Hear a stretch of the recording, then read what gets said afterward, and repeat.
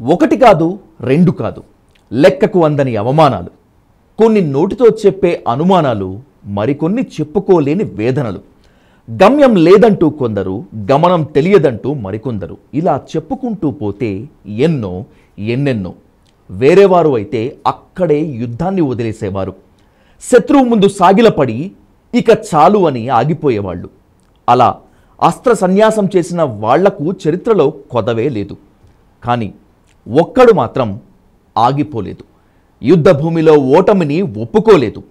అతడే కొణిదెల సింహం పవన్ కళ్యాణ్. కొణిదెల పవన్ కళ్యాణ్ అనే నేను శాసనసభ సభ్యుడిగా ఎన్నికైనందున శాసనం ద్వారా నిర్మితమైన భారత రాజ్యాంగం పట్ల నిజమైన విశ్వాసం, విధేయత చూపుతానని, భారతదేశ సార్వభౌమాధికారాన్ని, సమగ్రతను కాపాడుతానని, నేను స్వీకరించబోయే కర్తవ్యాన్ని శ్రద్ధాశక్తులతో నిర్వహిస్తానని దైవ సాక్షిగా ప్రమాణం చేస్తాను. ఇది 10 ఏళ్ల కల. ఒక లెక్కగా చెప్పుకోవాలంటే అంచనాలకు అందని ఆశయ సాధన. పవన్ కళ్యాణ్ నిన్ను అసెంబ్లీ గేటు కూడా తాకనివ్వమనే సవాల్, నువ్వు జీవితంలో వార్డు మెంబర్ కూడా కాలేవు అనే ఎద్దేవా కట్ చేస్తే అసెంబ్లీ గేట్లు బద్దలు కొట్టాడు పవన్ కళ్యాణ్. జనసేన పోటీ చేసిన 21 అసెంబ్లీ స్థానాల్లోనూ 2 పార్లమెంట్ స్థానాల్లోనూ తిరుగులేని విజయం. ఇది పవన్ కళ్యాణ్ స్టామినా కాదు కాదు, power star Pawan Kalyan stamina అంటూ యావత్ దేశానికి చాటి చెప్పిన ఘనత పవన్ కళ్యాణ్ది. 10 ఏళ్ల క్రితం జనసేన ఆవిర్భవించిన నాటి నుంచి నిన్నటి విజయం వరకు పవన్ కళ్యాణ్కు ఎదురైన అవమానాలు బహుశా ఏ నాయకుడు ఫేస్ చేసి ఉండడు. ఇక 2019 సార్వత్రిక ఎన్నికల్లో ఓడిన తరువాత గాజువాక, భీమవరం 2 చోట్ల దారుణంగా ఓడిపోయిన తర్వాత పవన్ ఫేస్ చేసిన హ్యూమిలియేషన్ మాటల్లో చెప్పలేనిది. వైసీపీ సోషల్ మీడియా ఓ రేంజ్లో ఆడుకుంది. నెటిజన్లు కూడా ఓ ఆటాడేసుకున్నారు. అయినా సరే యుద్ధాన్ని ఆపలేదు జనసేనాని. యుద్ధ తంత్రాలను నేర్చుకుంటూనే ఉన్నాడు. యుద్ధ వ్యూహాలకు ఎప్పటికప్పుడు పదును పెట్టుకుంటూ వెళ్ళాడు. అప్పుడు సీఎంగా ఉన్న వైఎస్ జగన్మోహన్ రెడ్డి తనను పర్సనల్గా టార్గెట్ చేస్తున్నా, దత్తపుత్రుడు అంటూ వేధిస్తున్నా, కార్లు మార్చినట్టు పెళ్లాలను మారుస్తాడు అంటూ పబ్లిక్ మీటింగుల్లో విమర్శించినా సరే టేక్ ఇట్ ఈజీగా తీసుకున్న real hero power star Pawan Kalyan.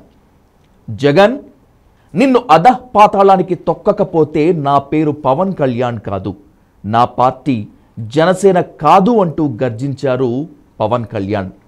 తన బలం తన అభిమానులు. ఇంకా చెప్పాలంటే జగన్ మీద వ్యతిరేకత కన్నా తనను నమ్ముకున్న జనసైనికులే పవన్ బలం, బలహీనత. జెండా కూలీలు అంటూ వైసీపీ అదే పనిగా ట్రోల్ చేస్తున్నా సరే చెక్కు చెదరకుండా జనసైనికులు ఉన్నారంటే, కులాలకు అతీతంగా, మతాలకు అతీతంగా అంతా పిఠాపురం వెళ్ళి ప్రచారం చేశారంటే, జనసేన కంటెస్ట్ చేసిన 21 స్థానాల్లో ఓట్ బ్యాంక్ చెక్కు చెదరకుండా గెలిపించుకున్నారంటే, అంతటి ధీరోద్దాత్తులైన కార్యకర్తలను సాధించుకున్న, చెక్కు చెదరకుండా చూసుకున్న all time credit power star Pawan Kalyan సొంతం. నిజానికి కూటమి కట్టేందుకు అసలు సిసలైన కారణం పవన్ కళ్యాణ్. టీడీపీతో దోస్తీ వద్దు, మాతోనే ఉండు అని బీజేపీ హైకమాండ్ బ్రెయిన్ వాష్ చేసేందుకు ట్రై చేసిన పవన్ వినలేదు. 2 సార్లు ఓటమితో రగిలిపోయి పదునెక్కిన పవన్ గ్రౌండ్ రియాలిటీని తెలుసుకున్నాడు. ఒంటరిగా వెళ్తే వీరమరణం తప్పదు, టీడీపీతో కలిసిపోతే విజయమే. ఇక తమకు బీజేపీ కూడా కలిసి వస్తే అది తిరుగులేని విక్టరీ అని తెలుసుకున్న పవర్ స్టార్ అవమానాలను దిగమింగిన గరళకంఠుడు. అభిప్రాయ భేదాలను రూపుమాపాడు. కమ్మ కాపు కాంబినేషన్ వర్కౌట్ కాదని వాదించిన నోళ్లకు తాళం వేశాడు. ఎట్టి పరిస్థితుల్లో జగన్ వ్యతిరేక ఓటును చీలనివ్వకూడదని డిసైడ్ అయి జనసేనాని అమలు చేసిన యాక్షన్ ప్లాన్ రేపటి తరాలకు, పొలిటికల్ స్ట్రాటజిస్టులకు తిరుగులేని ఓ కేస్ స్టడీ, అన్బీటబుల్ ఎగ్జాంపుల్. క్షేత్రస్థాయిలో అన్ని రకాలుగా ఇబ్బందులు పడుతూ మనకి మద్దతు ఇచ్చిన జన సైనికులకి, వీర మహిళలకి, జనసేన నాయకులందరికీ కూడా వారికి నా మనస్ఫూర్తిగా నా అభినందనలు తెలియజేస్తా ఉన్నాను. ఇలా చెప్పుకుంటూ పోతే ఎన్నో ఉన్నాయి. 2024 ఆంధ్రప్రదేశ్ సార్వత్రిక ఎన్నికల్లో సామాన్యుల నుంచి కాకలు తీరిన రాజకీయ విశ్లేషకుల వరకు తప్పనిసరిగా అధ్యయనం చేయాల్సిన చాప్టర్గా నిలిచిన 6 అడుగుల బుల్లెట్ పవన్ కళ్యాణ్. ఇదంతా ఒక ఎత్తు అయితే, కూటమి అనౌన్స్ చేశాక జన సైనికుల్లో వచ్చిన అసంతృప్తి అంతా ఇంతా కాదు. కేవలం 21 సీట్లేనా అని కొందరు అంటే, టీడీపీతో పొసగక పంచాయతీ పెట్టిన వారు మరికొందరు.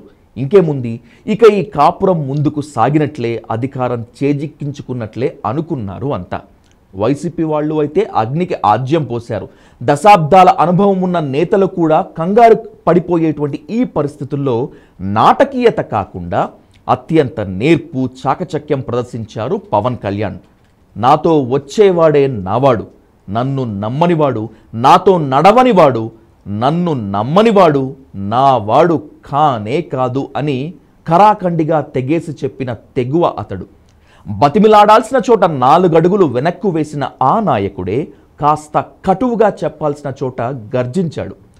100%, 100% స్ట్రైక్ రేట్తో అఖండ విజయాన్ని అందించిన daring and dashing Pawan Kalyan. నిజం చెప్పాలంటే పవన్ టార్గెట్ సీఎం సీట్. ఇప్పుడు డిప్యూటీ సీఎం కావచ్చు, అయితేనేం ఖచ్చితంగా సీఎం సాబ్ అవుతాడు. తను నమ్మిన ఆశయాన్ని సాధించుకునే వరకు నిద్రపోడు, నిద్రపోనివ్వడు అనేటువంటిది ఇక్కడ సుస్పష్టం. చివరిగా ఒక్క మాటలో చెప్పాలంటే Pawan Kalyan is not at all a real hero.